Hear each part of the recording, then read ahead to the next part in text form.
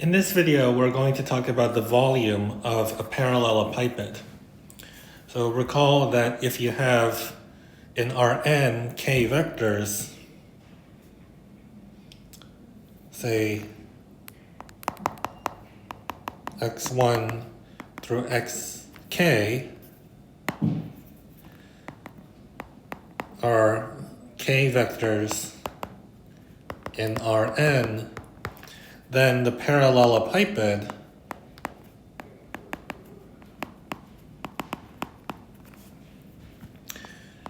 with edges x1 through xk is the set, say P, which consists of all vectors x in Rn, where x is a linear combination of the xi's from I equals 1 to k, where the ci's are between 0 and 1.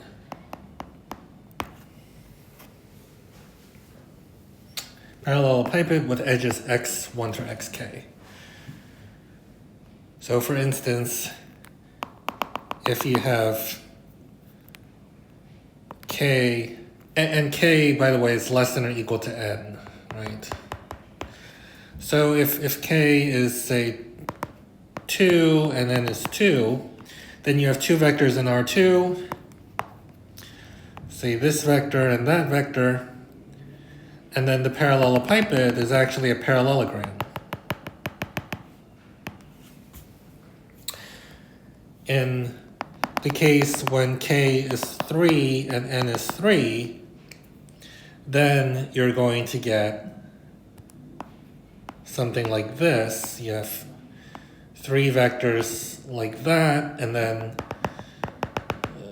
you're going to get this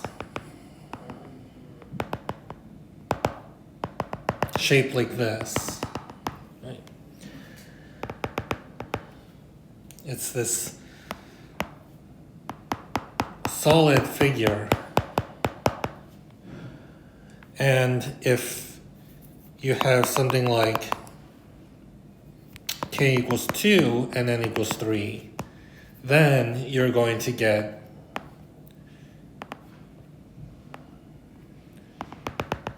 something like this, which is a parallelogram in R3. Now what we want to do is define the notion of the k volume of a parallelepiped.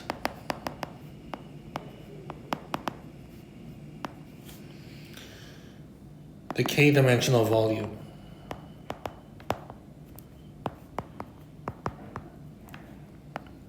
Of a parallelepiped.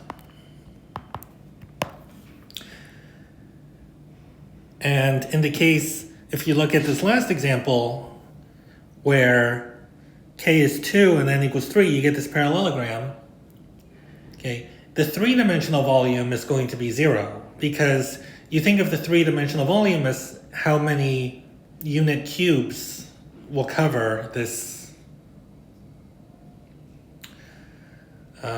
object. But this parallelogram is flat, right? It's two-dimensional, and so the three-dimensional volume would be 0. But you want to think of this as like the area. It should be somehow the same as the area of the parallelogram when k is 2 and n equals 2. So that would be the 2 volume. It would be the surface area of the parallelogram.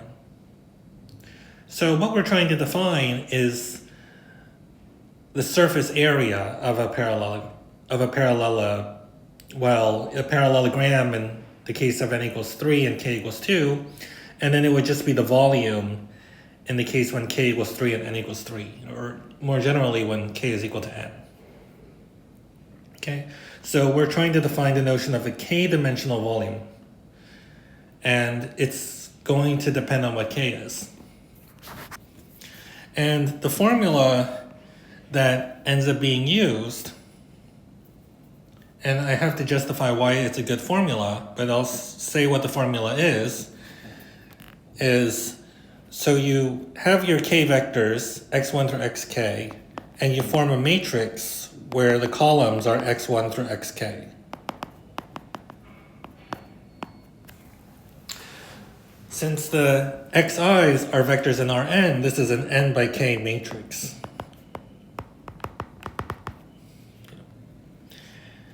Now you take x transpose times x, and this hopefully is familiar if you have taken linear algebra, maybe a second course in linear algebra. This is a symmetric matrix. This is a symmetric k by k matrix.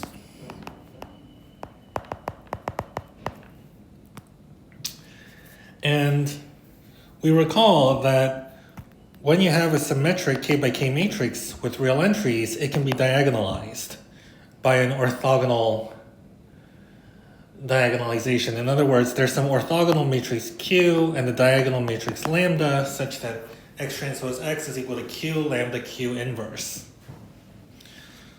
So with Q orthogonal and lambda diagonal, and let's say that you write lambda as lambda 1 through lambda k. Okay, so you have this decomposition, this matrix factorization, and then what you do is you take the determinant of x transpose x. And recall that that's going to be the determinant of the matrix in the middle, and that's just going to be the product of the diagonal entries. The lambda i's are the eigenvalues of the matrix x transpose x. Okay, just recall that lambda I, those are the eigenvalues of x transpose x. Now, of course, x itself is an n by k matrix. If k is not equal to n, then this matrix isn't square, and we don't have eigenvalues. But x transpose x, this matrix is a square matrix. It's symmetric, and it turns out it has real eigenvalues. So all these, and they're non-negative. Okay, so this is one of the basic facts of a symmetric, of a matrix of the form x transpose x, that these eigenvalues are real numbers and they're non-negative real numbers. Now, of course, the symmetric matrix can have negative eigenvalues, but when you have a matrix that's just, this isn't just any symmetric matrix, this is a matrix of the form x transpose x, that specific type of symmetric matrix has non-negative, all of its eigenvalues are non-negative. And so this determinant is a non-negative number, so you can take the square root. So you take the square root of the determinant of x transpose x, and that's just the square root of each of these eigenvalues all being multiplied by each other. And do you remember what the square roots of the eigenvalues of x transpose x are called? They're called the singular values of the matrix X. So the notation was sigma 1 up to sigma k. So sigma i's are called the singular values of the matrix X. And this is our definition of the volume. It's the square root of the determinant of x transpose x. So we would write it as V of x. That's our definition of the volume of the parallelepiped with edges x1 through xk. So you can either define it to be the square root, you can describe it as the square root of the determinant of x transpose x. That's one way to say what the volume is, or you can say that it's the product of the singular values. right? This expression, you take the singular values and multiply them. Now the question is, why is this a good definition? Well, it turns out, and this is one of the things that Munkres proves in the book, is that if you it's somehow independent of the dimension that you embed your object in, your parallelepiped. So for instance, if you have this parallelogram in R3, if you take an orthogonal transformation and then project it down, you map it down to R2, okay, and you don't distort the lengths, you don't distort the dot product, then the volume, the 2 volume of this parallelogram is the same as the 2 volume of the parallelogram that you get in R2. That's one of the things that Munkres proves. It would be bad if you somehow, if you imagine moving this parallelogram and moving it to R2, right? You just take this parallelogram and you get this kind of this so-called, the same parallelogram, except you just move it down. It would be bad if, the 2 volume of this ended up being different than the 2 volume of that. That's not a desirable property.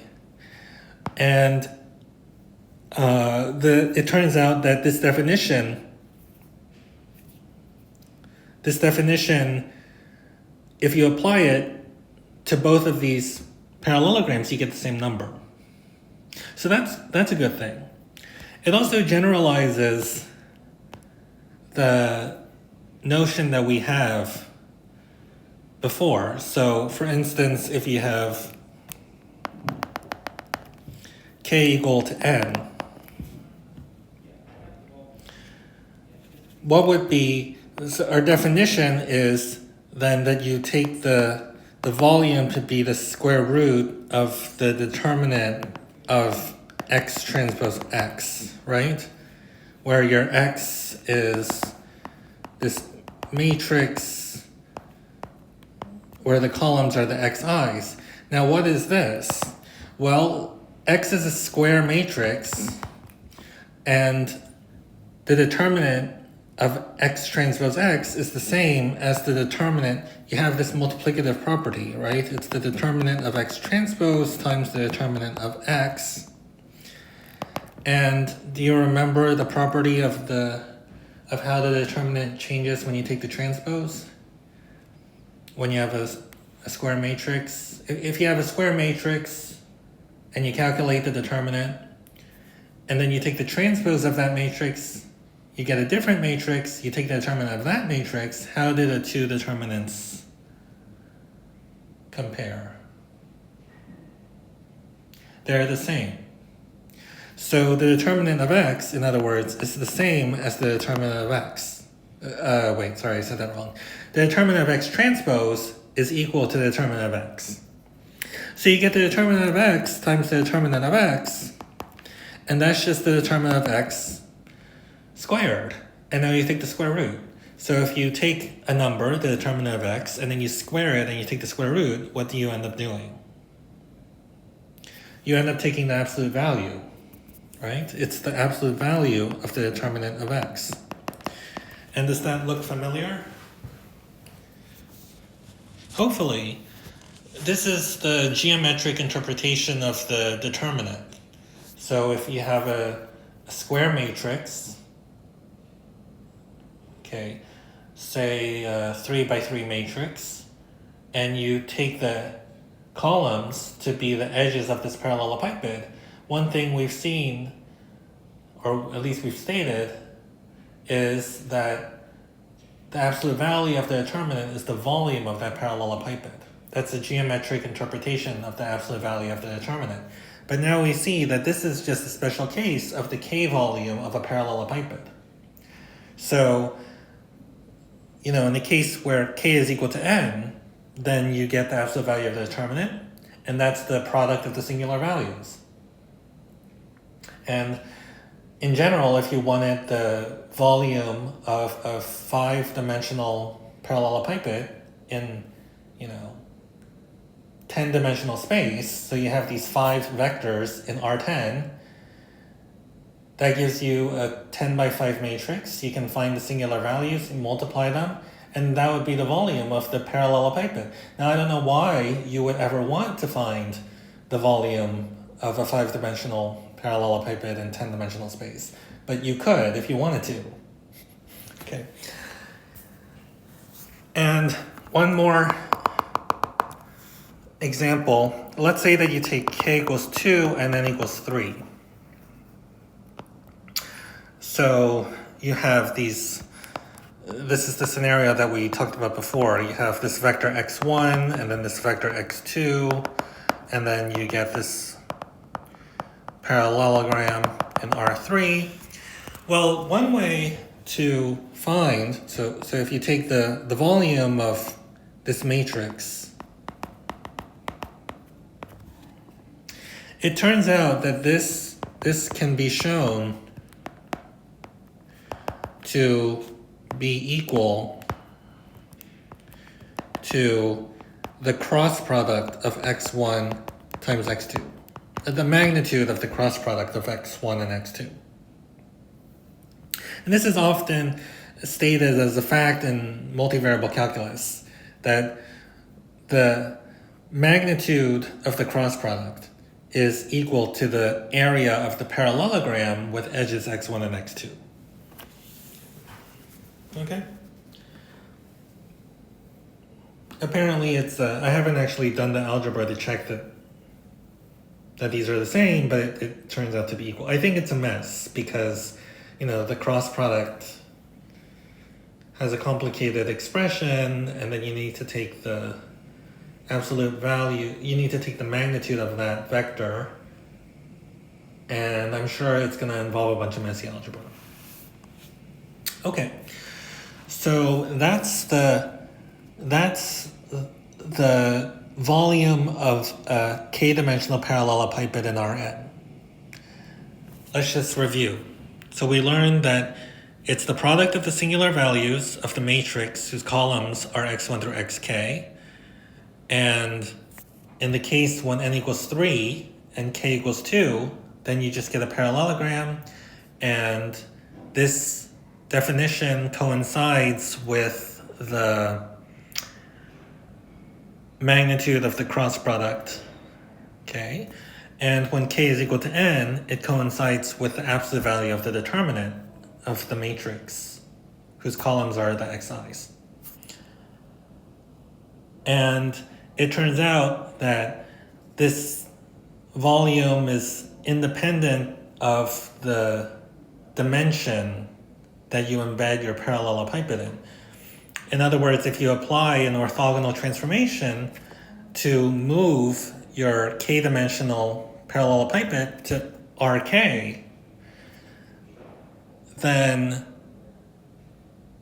you get the same volume when you use this formula. So those are all desirable characteristics, and that justifies why this is a good definition. And in the next video, we're going to use this definition to define the integral, or actually the volume of a parametrized manifold. And then once we have the volume of a parametrized manifold, that's like the surface area of a surface, or the length of a curve. And then once we do that, we can finally get to integrating functions over a manifold. Okay. So it's a 3-step process. First step, step 1, is the volume of a parallelepiped. That's what we talked about. Step 2 is the volume of a manifold, parametrized manifold. And then step 3 is the integral of a function over that manifold. Okay. And we'll talk about that in future videos. Thanks.